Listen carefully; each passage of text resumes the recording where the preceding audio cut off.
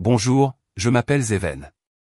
Le mois dernier, pendant un dîner, mon frère aîné m'a regardé droit dans les yeux et m'a dit, tu es le seul raté de cette famille.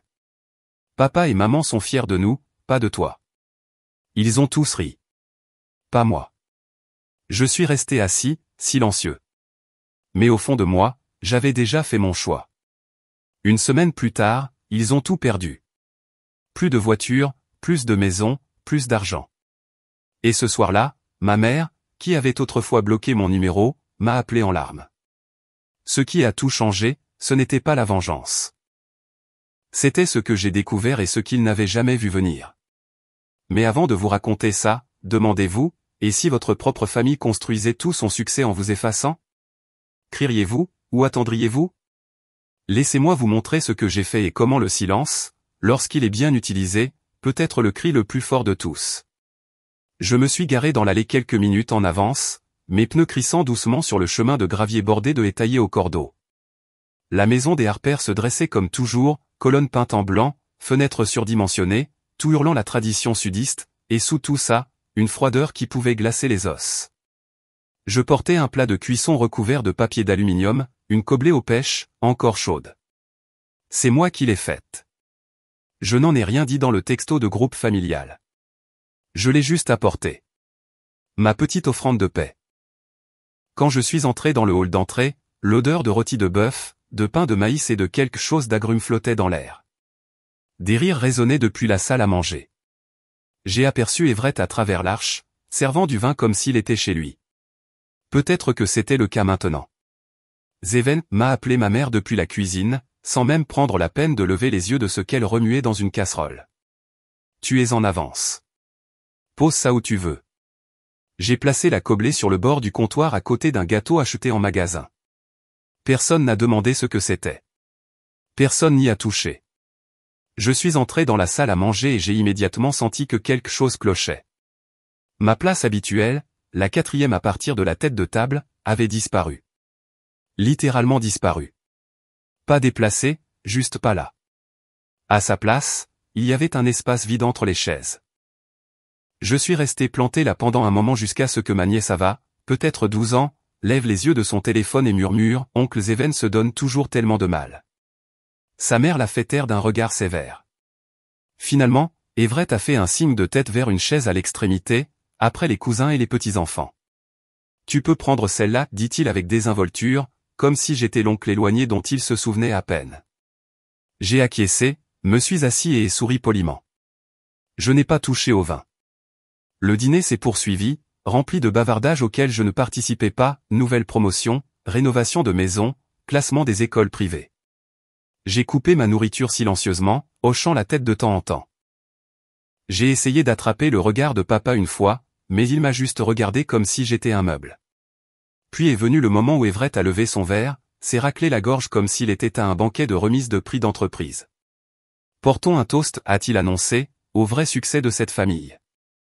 Ceux qui ont travaillé dur, construit quelque chose de solide, pas comme Zeven, qui court toujours après des rêves comme un adolescent.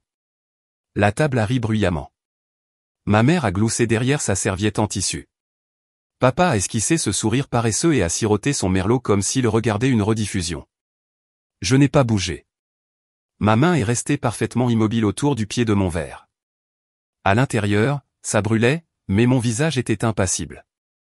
J'ai baissé les yeux sur la nappe, bleu marine avec des bords cousus. Ma mère l'avait faite quand j'avais 10 ans. Je me souviens l'avoir aidée à choisir le fil. Maintenant, j'avais l'impression qu'elle appartenait à l'histoire de quelqu'un d'autre. Personne n'a rien dit pour briser le silence. Le dîner a continué. Personne ne s'est excusé.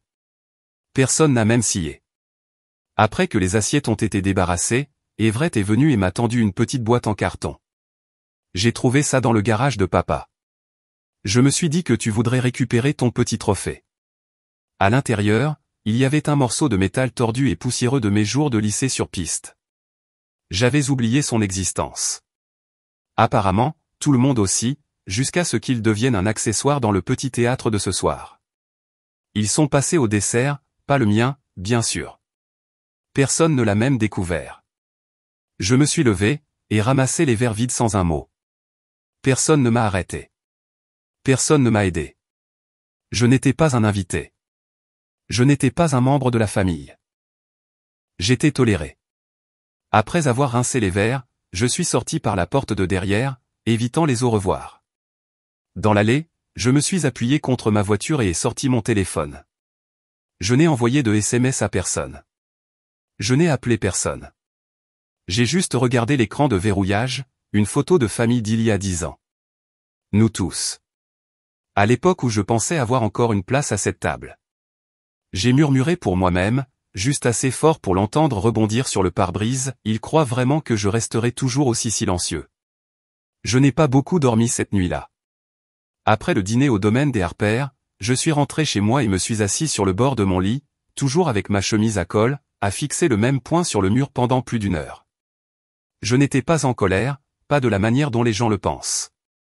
Ce n'était pas du feu ou des cris. C'était plus calme que ça, comme être assis dans de l'eau stagnante, à regarder les ondulations s'estomper. 2 jours se sont écoulés. La pluie de printemps est revenue, tapotant doucement contre les fenêtres de mon appartement à South Charlotte. Je vis dans un petit logement, rien de tape à accent grave-l'œil, mais il est à moi. Je garde les choses propres, prévisibles, calmes. Ce matin-là, j'ai nourri le poisson rouge que j'avais appelé Harper. Une blague peut-être, ou un rappel. Il a cligné des yeux vers moi à travers le verre comme s'il en savait plus qu'il ne le devrait. J'ai jeté quelques granulés, puis suis resté là plus longtemps que d'habitude, à regarder le petit gars nager en l'encercle. La porte de mon frigo a grincé en s'ouvrant. À l'intérieur, quelques œufs, quelques pommes et une brique de lait d'avoine à moitié vide. Je n'étais pas fauché, juste désintéressé. Quand votre estomac est noué par de vieilles blessures, manger ressemble à une tâche. Je suis retourné au petit bureau près de la fenêtre. Il y avait une liste scotchée à côté de la lampe, des choses que j'avais écrites il y a des mois pour garder le cap quand tout le reste devenait bruyant. Elles étaient toutes barrées, sauf une, courrier, l'enveloppe. J'ai regardé ces mots pendant longtemps. Le souvenir est revenu comme sur commande. L'été dernier, le cabinet d'avocat. Je suis passé à l'improviste pour signer des documents pour une bourse que j'étais en train de créer au nom de maman. Une chose dont elle n'était même pas au courant. J'essayais de faire quelque chose de bien. C'est là que je les ai vus, Everett et papa, assis avec l'avocat successoral. Ils ne m'avaient pas vu. Je suis resté dans le couloir, hors de vue, juste assez loin pour tout entendre. S'ils découvrent ce qu'on a fait avec la clause de fiducie, Harry Everett. Papa a reniflé. Détends-toi. Zéven ne lit pas les petits caractères. Il ne l'a jamais fait. Il est trop émotif pour les contrats. Ils ont tous deux ri alors, comme s'il s'agissait d'une blague privée qu'ils gardaient depuis des années. Je suis resté figé, puis me suis retourné et suis sorti avant qu'ils ne me repèrent. De retour dans le présent, j'ai fouillé dans le tiroir du bas de mon classeur, et sorti le dossier que je n'avais pas touché depuis des mois. À l'intérieur, toutes les pièces du puzzle, des amendements notariés, des relevés financiers, des fiches de discussion par email de l'avocat successoral. Je les avais vérifiés, revérifiés, 3 fois vérifiés. Ils avaient discrètement réacheminé une ancienne clause, quelque chose d'enfoui dans la fiducie familiale d'origine que grand-père avait établie avant de mourir.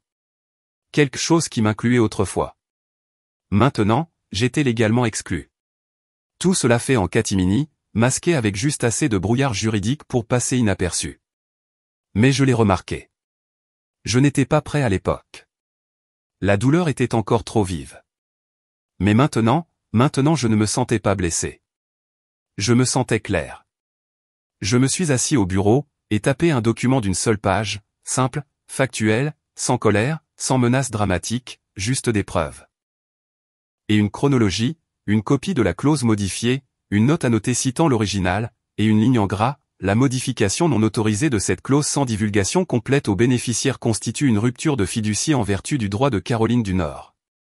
Je l'ai imprimé, l'ai glissé dans une enveloppe ordinaire et ai écrit 2 mots sur le devant, pour maman. Pas d'adresse de retour, pas de signature, pas de commentaire, juste la vérité. La pluie s'était transformée en une douce bruine en milieu de matinée. J'ai attrapé mon manteau, et glissé l'enveloppe dans la poche intérieure et suis descendu au garage. Le trajet à travers la ville s'est déroulé en silence. Pas de musique, pas de podcast, juste le rythme des pneus contre la chaussée mouillée. Je me suis garé à un pâté de maison de l'ancienne maison familiale, celle où j'avais appris à faire du vélo, où papa m'avait autrefois aidé à construire un modèle d'avion quand il me regardait encore comme si j'étais important. La rue était calme. Le camion postal était passé. J'ai attendu que personne ne regarde, me suis approché calmement et glissé l'enveloppe dans la boîte aux lettres en laiton clouée à côté de la porte. Pas de drame, pas de respiration profonde, pas d'hésitation. Puis je suis retourné à ma voiture, me suis assis sur le siège du conducteur pendant un moment, les mains posées sur le volant. Il pense que je suis invisible, ai-je dit à voix haute. C'est parfait. On ne voit pas une ombre tant qu'elle ne bouge pas. Et sur ce, j'ai démarré le moteur et me suis éloigné. Pas de coup d'œil dans le rétroviseur, pas de regret, juste en avant. La pluie s'était calmée le lendemain matin, mais le ciel avait toujours cette pellicule grisâtre et terne qui donnait l'impression que tout retenait son souffle. J'ai vécu la journée comme d'habitude. J'ai fait griller du pain, laissé le café couler, nourri Harper avec ses flocons. Rien ne semblait différent à l'extérieur, mais le passé a une façon de parler quand les choses se calment. Cet après-midi-là, mon téléphone a vibré. J'étais debout près de la fenêtre, à regarder le vent pousser un journal dans la rue. Le texto a illuminé l'écran en blanc éclatant. De maman, qu'est-ce que tu m'as envoyé? Je ne comprends pas, appelle-moi maintenant. Je l'ai regardé pendant quelques secondes, puis ai verrouillé le téléphone et l'ai posé face contre le comptoir. Non, je n'appellerai pas. Il ne restait rien à expliquer. La lumière dans la pièce a changé. Des nuages passent, des ombres bougent. Je me suis retrouvé à l'intérieur d'un souvenir avant même de m'en rendre compte. La maison. Cette odeur de cire au citron et de vieux tapis. Il y a 10 ans. Après mon divorce, je suis rentré à la maison avec un sac de sport et des yeux qui n'avaient pas vu le sommeil depuis 2 jours. J'avais perdu un mariage que j'avais tant essayé de sauver. Et je pensais peut-être, juste peut-être, que rentrer à la maison me ferait du bien. Mais la porte s'était à peine refermée derrière moi qu'Everett a dit, « Alors, regardez qui est de retour. » Le maillon faible revient. Papa n'a même pas levé les yeux de son fauteuil inclinable. Ne t'attends pas à des aumônes, a-t-il dit comme s'il l'avait répété. Tu casses, tu répares. Je me souviens m'être tenu dans la cuisine ce soir-là, tenant un verre d'eau à 2 mains juste pour les empêcher de trembler. Maman est entrée. Elle s'est appuyée contre le comptoir, les bras croisés. Tu n'as tout simplement pas été fait pour cette famille, a-t-elle dit doucement, comme si elle me laissait tomber en douceur. Cette phrase n'a pas été prononcée à voix haute. Personne n'a rien jeté, mais elle a brisé quelque chose en moi qui ne s'est jamais vraiment refermé. Je suis sorti du souvenir comme si je sortais du brouillard. Le parc était calme. Un petit chemin serpentait le long d'un ruisseau et je l'ai suivi lentement. Devant, il y avait une famille. 3 enfants, 2 parents, une grande couverture étalée avec des sandwichs et des boîtes de jus.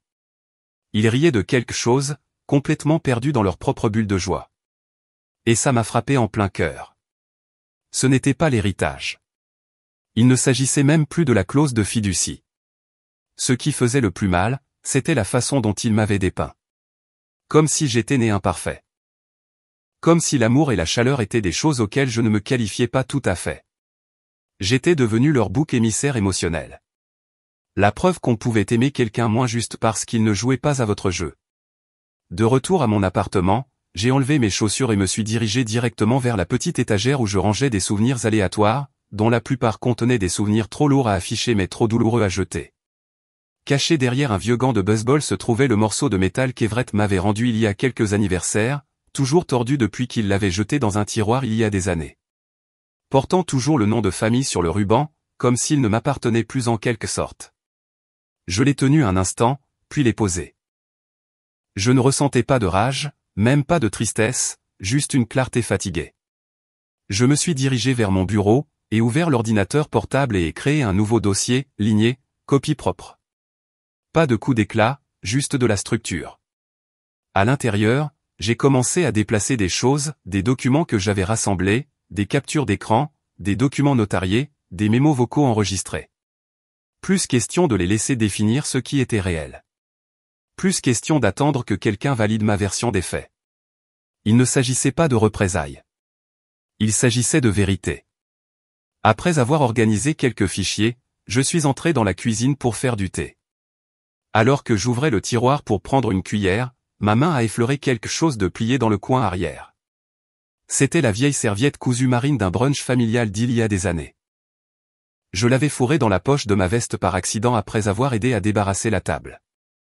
Elle était trop belle pour être confondue avec une serviette jetable. J'avais l'intention de la rendre, mais je ne l'ai jamais fait. Je l'ai dépliée lentement, faisant glisser mon doigt le long de l'ourlet, traçant les jolies petites piqûres que ma grand-mère avait l'habitude de coudre elle-même. Elle est décédée il y a 2 hivers. La serviette portait encore une légère odeur de son savon au citron pour les mains. Je n'ai rien dit, je l'ai juste tenue un moment de plus que nécessaire, puis l'ai pliée soigneusement et l'ai remise à sa place. L'air semblait plus lourd maintenant, comme si la tempête n'était pas passée. Elle n'avait fait que tourner en rond. Le passé n'avait pas fini de chuchoter. Et à la fin de la semaine, j'ai appris que je n'étais pas le seul qu'ils avaient congédié trop tôt. Jeudi après-midi est arrivé lentement et poisseux, le genre de chaleur de Caroline qui colle à votre peau, même à l'ombre. J'étais près du centre-ville, tuant le temps avant mon arrêt au bureau du greffier du comté. Il y avait un petit café niché à côté d'une librairie d'antiquités. Un de ces endroits qui sent toujours la cannelle et les livres de poche.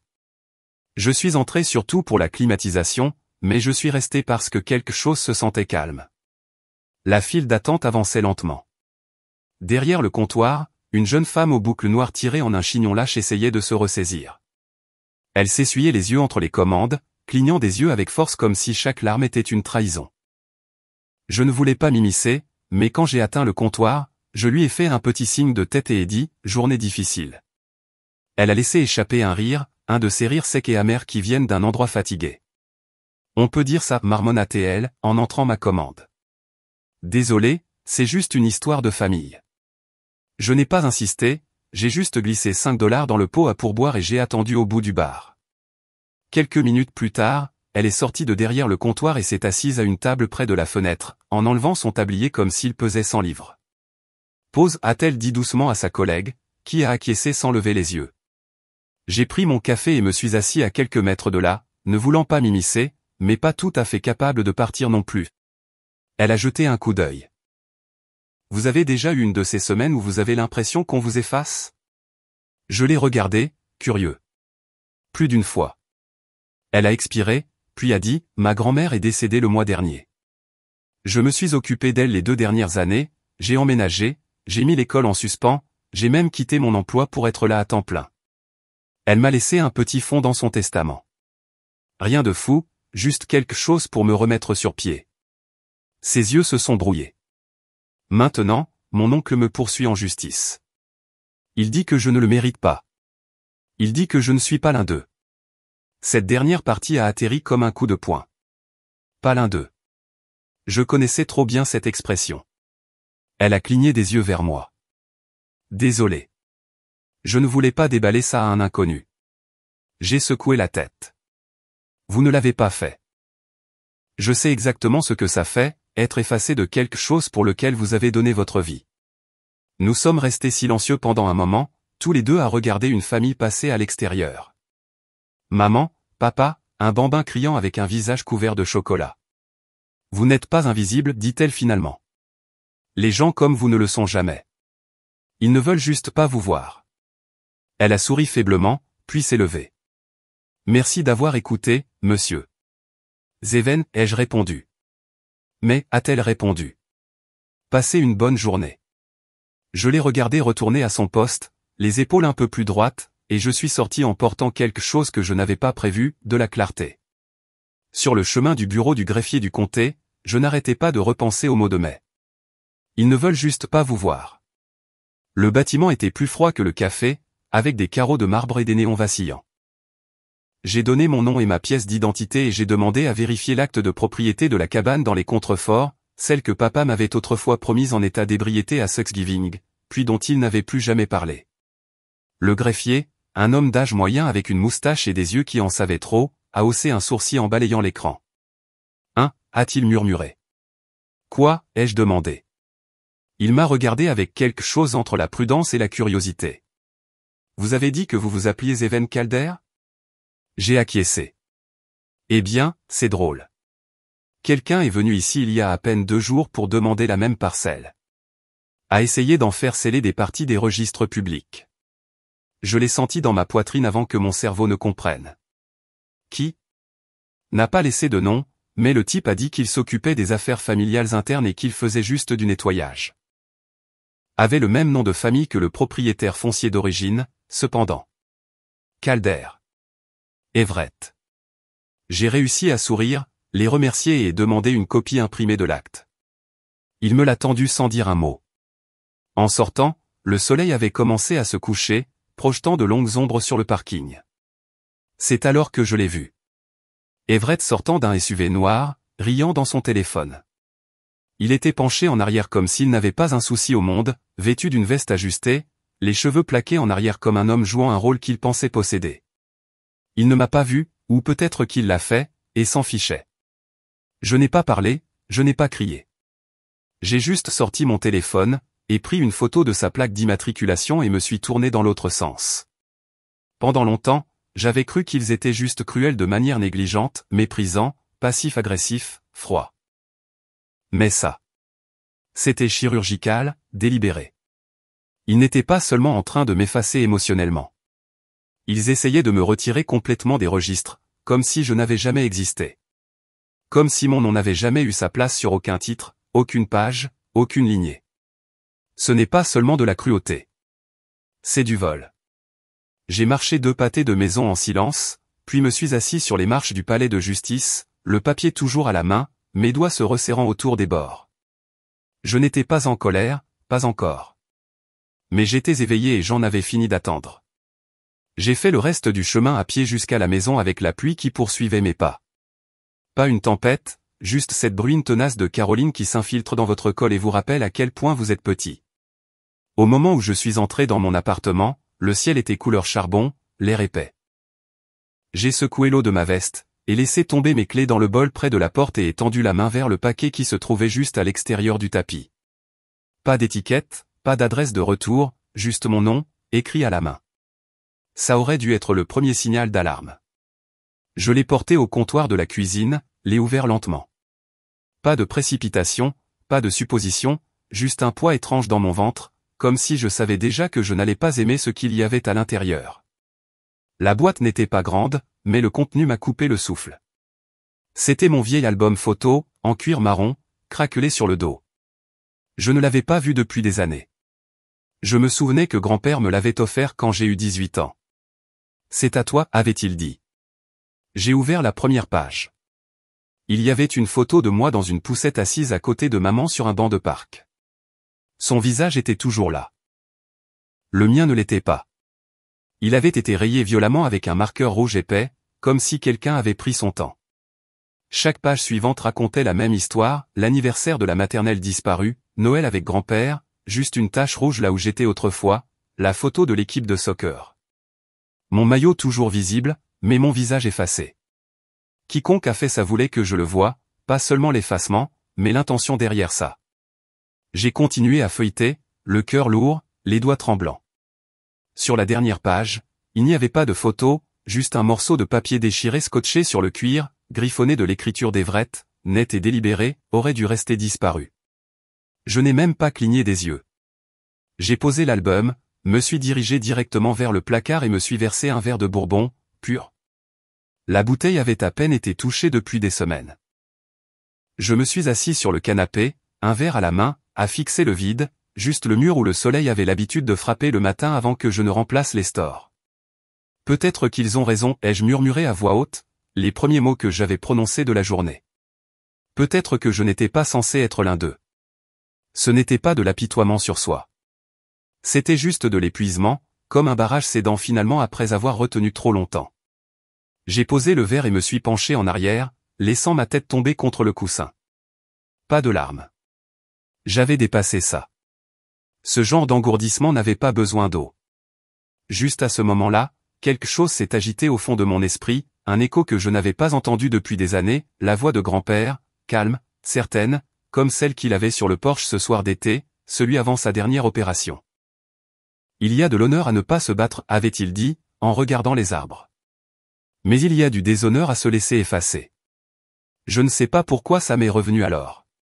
Peut-être que l'album photo l'a déverrouillé, ou peut-être quelque chose de plus profond à l'intérieur de moi, quelque chose de fatigué d'être silencieux, a finalement atteint la surface. Je me suis redressé, me suis levé, me suis dirigé vers le placard du couloir et ai sorti la boîte de rangement en carton que je n'avais pas touchée depuis des mois. À l'intérieur, il y avait tout, des copies des registres de propriété, des documents d'assurance, de vieux emails, les lettres de grand-père, même une clé USB avec les statuts d'origine de l'entreprise familiale. Des preuves. Tout ça. J'ai porté la boîte dans la cuisine, me suis tenu au-dessus de la poubelle. Mes mains ont plané juste une seconde. Ce serait facile. Une poussée, un haussement d'épaule, un moment d'abandon, et je pourrais prétendre que rien de tout ça n'avait d'importance, m'en aller, recommencer, les laisser gagner en silence. Mais je ne l'ai pas fait. J'ai plutôt posé la boîte sur la table, avec précaution, presque avec respect. Puis je me suis rassis. La pluie s'est intensifiée, tapotant contre les fenêtres à un rythme régulier. Je n'ai pas allumé la télé, je n'ai pas touché à mon téléphone jusqu'à ce qu'il s'allume tout seul. Un message vocal, numéro inconnu. Je l'ai fait écouter sur haut-parleur, m'attendant à du spam, ou pire, à un message triomphant d'Everett. Mais la voix à l'autre bout était plus âgée, familière. Monsieur Zeven, a dit l'homme, presque en chuchotant, ici Ray Ellison. Je travaillais avec la succession de votre grand-père.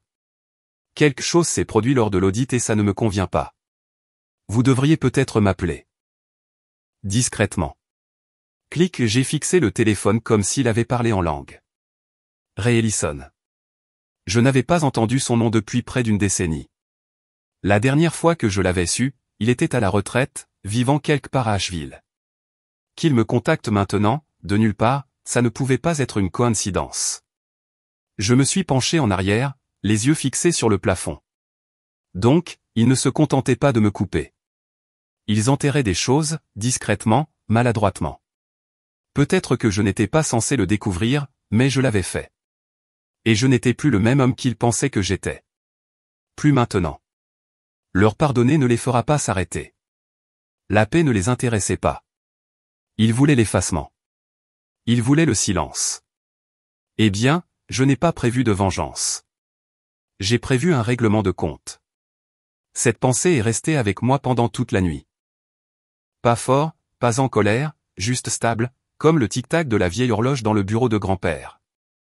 Pour la première fois depuis des semaines, j'ai dormi sans me réveiller en sueur. Pas de rêve tordu, pas de voix lointaine me traitant de bon à rien, juste du sommeil. Au lever du soleil, j'étais déjà douché, habillé et siroté mon premier café de la journée. C'était un samedi calme, le genre que les gens réservent habituellement pour le travail de jardinage et les listes de courses. Pas moi. À 8h15 du matin, j'étais déjà garé devant un restaurant délavé niché derrière une station-service juste à côté de l'autoroute 74. Le genre d'endroit où les serveuses t'appellent encore chérie et où le café a le goût de macération depuis la semaine dernière. Je l'ai repéré à travers la fenêtre avant d'entrer. Monsieur Carson, chemise blanche rentrée dans un pantalon, blazer trop formel pour un endroit comme celui-ci. Il était assis dans une banquette au fond, sirotant une tasse tiède d'une boisson brune. Il paraissait plus vieux que dans mon souvenir, bien que nous ne nous soyons pas parlé depuis près d'une décennie. Il s'était occupé de certaines parties de la succession de grand-père avant de prendre sa retraite. Toujours discret, toujours vif.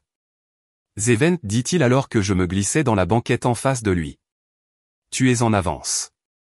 Vous aussi, répondis-je, gardant ma voix égale. Il ne sourit pas. Au lieu de cela, il a glissé sa main sous la table et en a sorti une simple enveloppe Kraft, scellée et épaisse.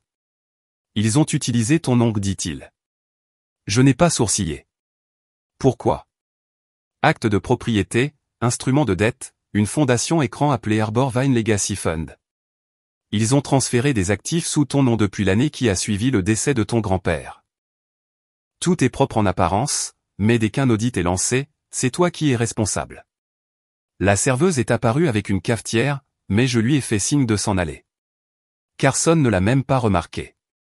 Je pensais qu'il m'avait simplement exclu, dis-je lentement. Mais ils m'ont utilisé tout le temps.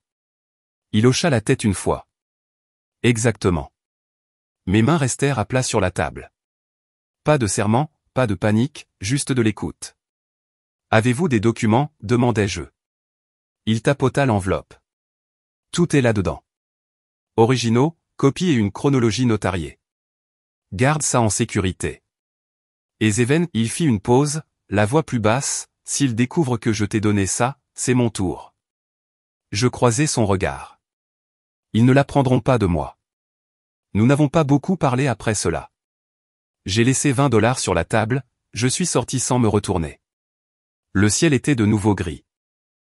La Caroline aimait s'accrocher à ses nuages. De retour à la maison, j'ai ouvert l'enveloppe avec un couteau à steak et j'ai tout étalé sur la table à manger, des rangées de documents, des transactions, des scans, des notes juridiques. En bas se trouvait une feuille de calcul, le nom d'Everett en haut, celui de papa en dessous, et à côté d'eux, le mien, pas seulement listé, mais falsifié. Je me suis appuyé contre la chaise, les bras croisés. Mon cœur ne s'est pas emballé. Ma mâchoire ne s'est pas serrée. Au lieu de cela, j'ai parlé doucement à personne d'autre que les murs. Ils ne m'ont pas seulement effacé. J'ai repris la fausse signature. Mon propre nom, bâclé, tordu, un peu trop rond. Ils m'ont utilisé. Ce n'était pas de la négligence. C'était du vol. Vol d'identité enveloppé de dîners de fête et de faux sourires. J'ai sorti mon téléphone et j'ai commencé à tout documenter, en prenant des photos, en enregistrant des PDF, en scannant des pages dans un nouveau dossier sur mon ordinateur portable. J'ai étiqueté chacun d'eux par nom, Everett, papa. Et puis, après une pause, un nom auquel je ne m'attendais pas, j'ai tapé, Léona, maman. Le curseur a clignoté un instant, puis j'ai cliqué sur enregistrer. Cet après-midi-là, j'ai pris rendez-vous avec un consultant juridique local, un vieil ami d'un ami, qui travaillait maintenant dans un bureau privé au-dessus d'un cabinet dentaire. Pas de réceptionniste, pas de panneau sur la porte, juste un simple coup à la porte et un clic de l'intérieur. Vous recherchez une protection de lanceur d'alerte, a-t-il demandé après les présentations. Je cherche des options, dis-je. Mais oui, je veux savoir ce que je peux révéler et ce qui m'empêche d'être enterré pour ça. Il feuilleta un dossier, silencieux pendant un moment. Pourquoi ne pas simplement rendre public ? Nouvelle locale, conférence de presse. Tout déballé. Je secouai la tête. Il ne s'agit pas de honte. Il s'agit de précision. Il sourit légèrement. Vous avez bien réfléchi. Trop, dis-je. En début de soirée, j'étais de retour à la maison. Pas de musique, pas de distraction, juste moi et les preuves. J'ai créé un dossier sur mon bureau, HI76. Chaque scan, chaque mémo vocal, chaque bout de papier signé. J'ai tout téléchargé, vérifié chaque fichier, puis téléchargé une deuxième copie dans un cloud sécurisé. Des sauvegardes imprimées ont été placées dans un classeur verrouillé dans la chambre. J'ai même déterré le vieux coffre-fort ignifugé de grand-père dans le placard, je l'ai dépoussiéré, j'ai changé la combinaison, j'ai glissé une clé USB à l'intérieur et je l'ai fermé. Au moment où j'ai fermé mon ordinateur portable, il était presque minuit. L'appartement était calme. Pas de bourdonnement de machine, pas de bruit des voisins, juste du silence. Et pas le genre qui semble vide, le genre qui semble mérité. Je me suis allongé sur le canapé, les bras derrière la tête. Et pour la première fois depuis que tout cela a commencé, mon corps s'est relâché. Pas de pensée bourdonnante, pas de honte, pas besoin de permission d'exister. Ils pensaient que je reconstruisais ma vie tranquillement. Ils ne savaient pas que je reconstruisais leur chute. Le dimanche matin, j'avais repassé la dernière de mes chemises habillées et vérifié le dossier sur le siège passager au moins 3 fois. Le ciel était d'un bleu sans nuages, trompeusement paisible. C'était le genre de matin où l'on s'attend à ce que les gens se rassemblent. Cela en faisait le moment idéal pour retirer le masque de tout ce qu'ils avaient construit.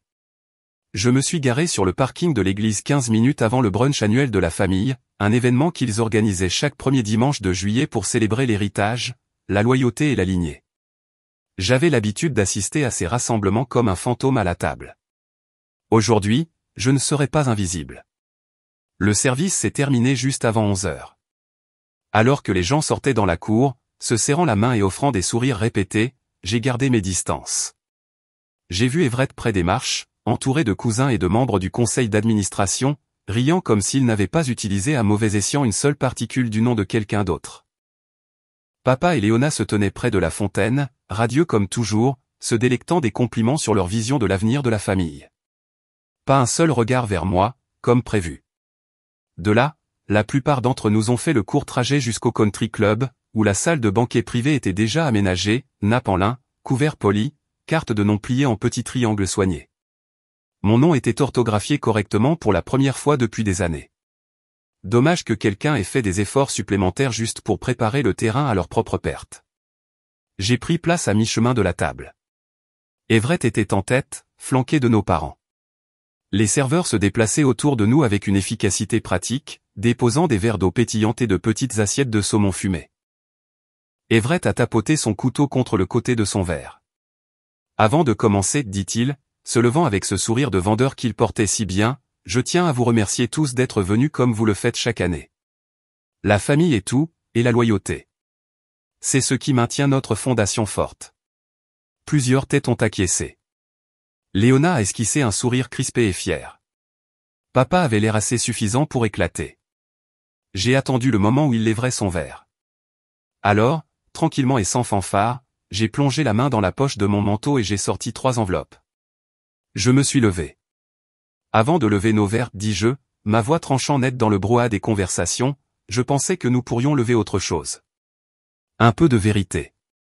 J'ai placé la première enveloppe devant Everett, la deuxième devant papa, la troisième a glissé sur la table jusqu'à Léona. Chacune scellée, tamponnée et notariée.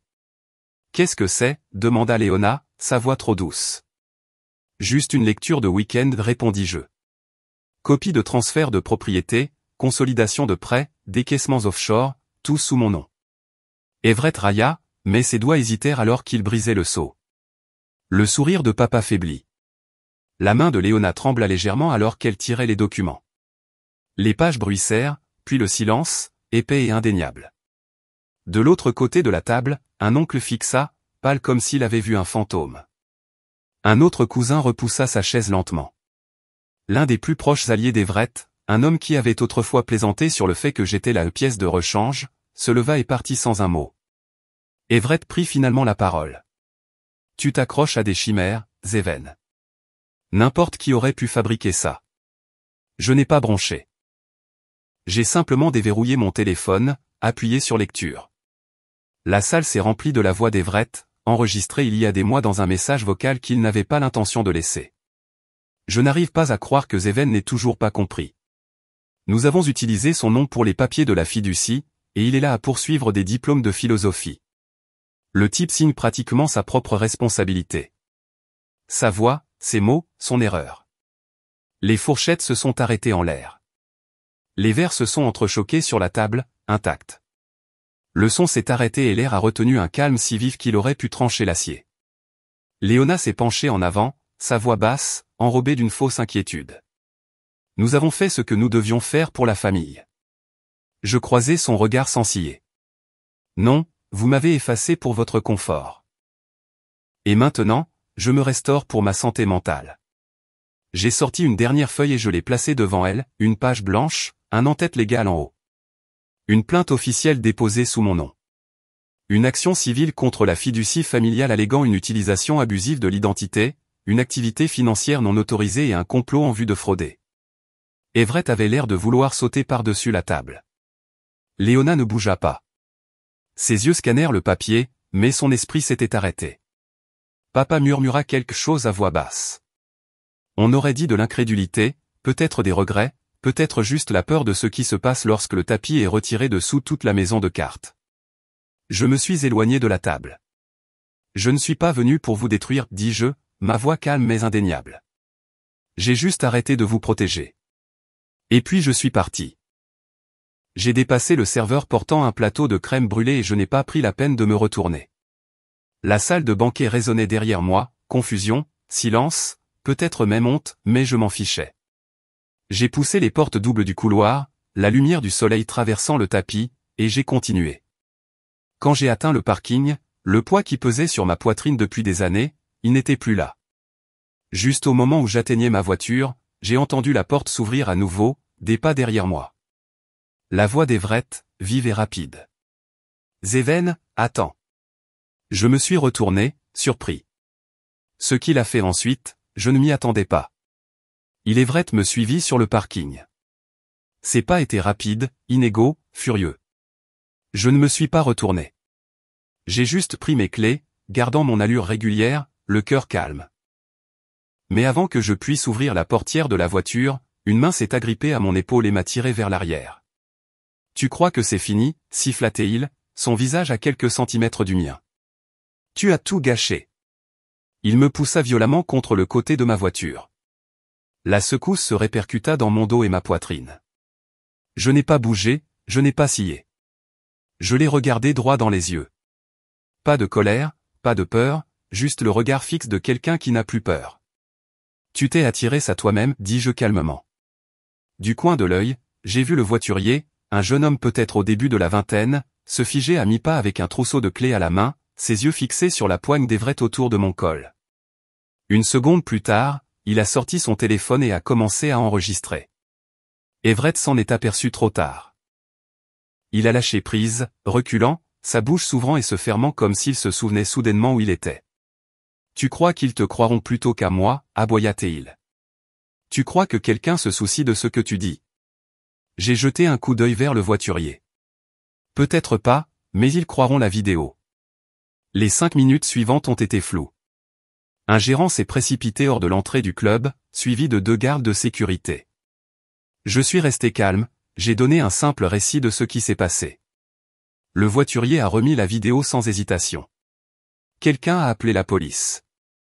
Au moment où la voiture de patrouille est arrivée sur le parking, Everett s'était éloigné et avait essayé de se recomposer, ajustant ses manchettes comme s'il n'était qu'un autre riche invité du brunch légèrement incommodé. Mais lorsque l'officier a demandé « Êtes-vous Evan Harper ?» et que j'ai répondu « Oui, monsieur », toute l'atmosphère a changé. Ils ont mis Everett de côté, lui ont posé quelques questions, puis lui ont demandé de s'asseoir à l'arrière de la voiture de police. Il n'a pas résisté, mais l'expression sur son visage, c'était la première fois que je voyais une vraie peur dans ses yeux. Pas de colère, pas de suffisance, juste la prise de conscience naissante que le contrôle lui avait échappé.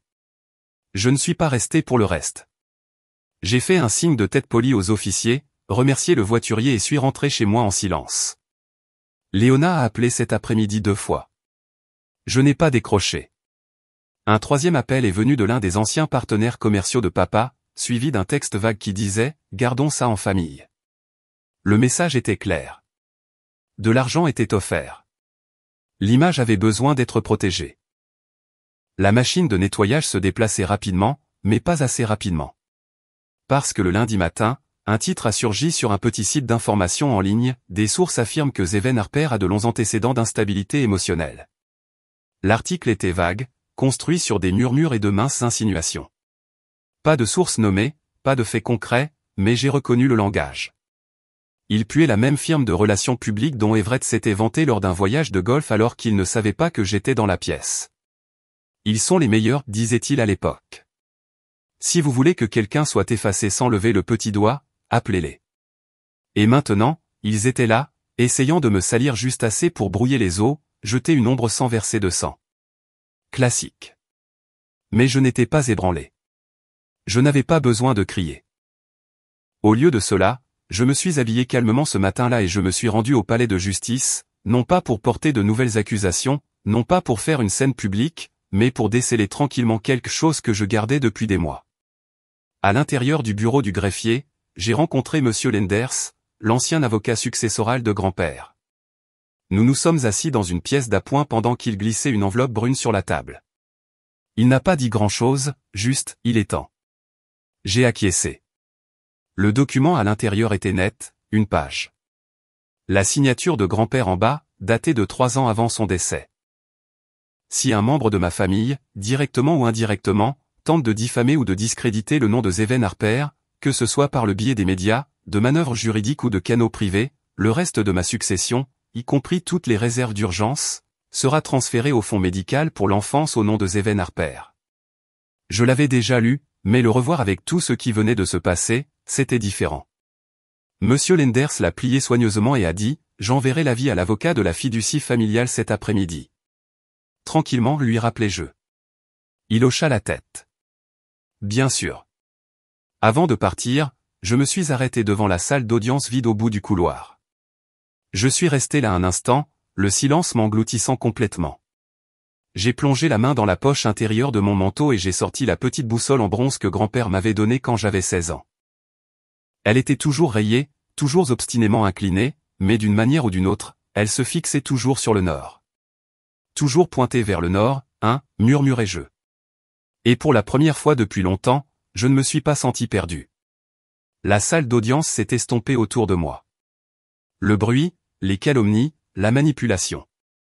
Ils ne m'atteignaient plus. Ils ont essayé de m'humilier. Ils ont essayé de m'effacer. Mais maintenant, je ne faisais pas que me tenir debout. J'étais ancré. Ils ont perdu l'argent. Ils ont perdu leur emprise. Mais ce que j'ai fait ensuite leur a fait perdre leur voix. 2 semaines s'étaient écoulées. La nouvelle s'était répandue tranquillement mais complètement, l'agression d'Everett, les retombées du procès et la clause de la fiducie frappant comme une avalanche lente mais certaine. Je n'avais pas prévu de revenir. Mais ensuite, j'ai reçu un court message d'un ancien employé de la succession, il vide la maison. Reprise de la banque. J'ai pensé que tu voudrais savoir. Alors ce matin-là, juste après le lever du soleil, je suis parti seul en voiture. Pas d'avocat, pas de caméra, juste moi. L'ancienne propriété familiale était immobile, grise sous un ciel d'ardoise. Pas de lumière, pas de voix. La porte en fer forgé était ouverte, rouillée là où les armoiries de la famille brillaient autrefois. J'ai remonté l'allée courbe et je suis sorti. Le gravier a crissé sous mes chaussures, plus fort que je ne m'en souvenais, peut-être parce que personne d'autre n'était là pour faire du bruit. Un camion de déménagement était garé dans la cour avant. 2 hommes transportaient ce qui ressemblait à un canapé enveloppé dans du plastique. L'un d'eux m'a fait un signe de tête. J'ai hoché la tête en retour. Il n'a pas demandé qui j'étais. Il n'avait pas besoin de le faire. La porte d'entrée était ouverte, alors je suis entré. L'air à l'intérieur était plus froid qu'à l'extérieur, stérile, comme si la maison avait déjà oublié. Elle était autrefois pleine de voix. Les meubles avaient disparu, les œuvres d'art avaient été retirées des murs. Même les tapis avaient été roulés et emportés. Les planchers résonnaient à chaque pas que je faisais. J'ai avancé lentement dans le couloir, en passant devant le bureau où papa m'avait appris à jouer aux échecs, devant le vieux coin repas où maman avait l'habitude de siroter son café avec ce regard distrait, devant l'escalier qu'Everett avait l'habitude de dévaler les bras grands ouverts comme s'il possédait le monde. Et puis je l'ai vu, face contre terre près de la cheminée, un cadre brisé. Je me suis penché et je l'ai ramassé. Le verre s'était fendu en diagonale, mais je pouvais encore voir la photo en dessous. Elle datait d'il y a des années, une réunion de famille, je crois. Tout le monde était dedans, papa, Léona, Everett, mes cousins. Mais mon coin avait été coupé, littéralement. Quelqu'un avait coupé le morceau où je me tenais autrefois. Je n'ai pas bronché. Je n'ai pas tremblé. J'ai retourné le cadre dans mes mains, je l'ai étudié un instant, puis je l'ai doucement appuyé contre la base de la cheminée. Je n'étais plus en colère, juste fini. En sortant, je me suis arrêté près du portail d'entrée où la vieille boîte aux lettres était encore accrochée légèrement de travers sur le poteau en bois. Le ruban adhésif était toujours là, le même ruban qu'ils avaient utilisé il y a des mois pour bloquer les avis juridiques avec mon nom. Je l'ai enlevé. La colle avait séché et craquelé, presque comme si elle n'était pas destinée à durer. Ensuite, j'ai sorti un morceau de papier plié de la poche de mon manteau, une impression de la clause de fiducie de grand-père, celle qui avait tout changé, et je l'ai glissé à l'intérieur de la boîte. Pas de note, pas de signature, pas de message, juste la vérité. À midi, j'étais de retour à la maison. Le soleil avait percé à ce moment-là, se penchant à travers les stores de mon bureau. Je venais de me verser une tasse de thé quand j'ai entendu le doux battement du courrier tomber dans le plateau en bois près de la porte d'entrée. Il y avait une seule enveloppe. À l'intérieur se trouvait une lettre officielle de l'avocat de la famille, différente de celle de Lenders. Celle-ci était brève, de ton neutre. En raison du déclenchement de clauses dans la fiducie Harper, y lisait-on, une partie des actifs restants, liquides et fixes, a maintenant été transférée à votre nom. Les conditions ne s'appliquent plus. C'est à vous. Aucune autre défense n'est nécessaire. J'ai posé la lettre, je n'ai pas souri, je n'ai appelé personne. J'ai juste regardé par la fenêtre pendant un moment, en regardant un écureuil se précipiter le long de la clôture. Puis, à voix basse, j'ai dit, je ne me battais jamais pour l'argent. Plus tard cette semaine-là, j'ai fait une visite discrète à un bureau d'enregistrement à but non lucratif du centre-ville. Ce même mois, l'initiative Harper Campus est née.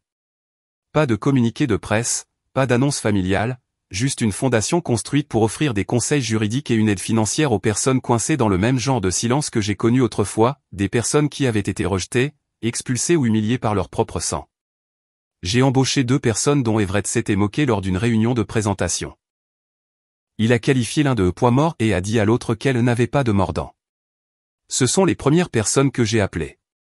Elles ne m'ont pas posé de questions sur mon nom de famille. Un après-midi, alors que nous passions en revue la documentation, l'un des stagiaires m'a demandé « Pourquoi avez-vous créé ça ?» Je veux dire, vous n'avez pas besoin de le faire.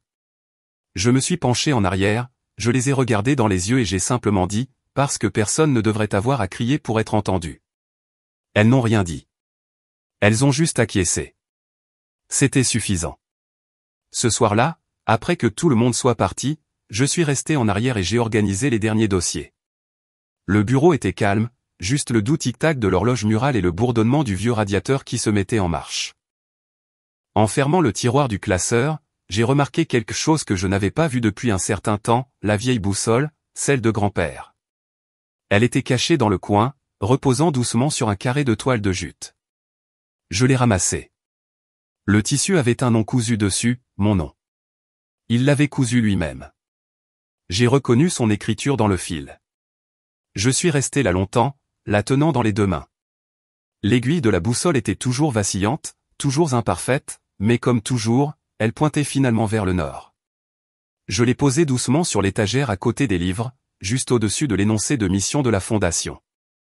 Puis je me suis dirigé vers la porte, j'ai éteint la lumière et je l'ai laissée se refermer doucement derrière moi. Personne ne s'est excusé. Personne n'a appelé pour expliquer, et c'était bien ainsi. Je n'ai pas brûlé de pont. J'ai juste cessé de les laisser marcher sur moi. Ils ont perdu plus que de l'argent. Ils ont perdu ce qu'ils pensaient durer éternellement, alors que je construisais quelque chose qui me semblait enfin mien. Et pour la première fois, j'étais chez moi.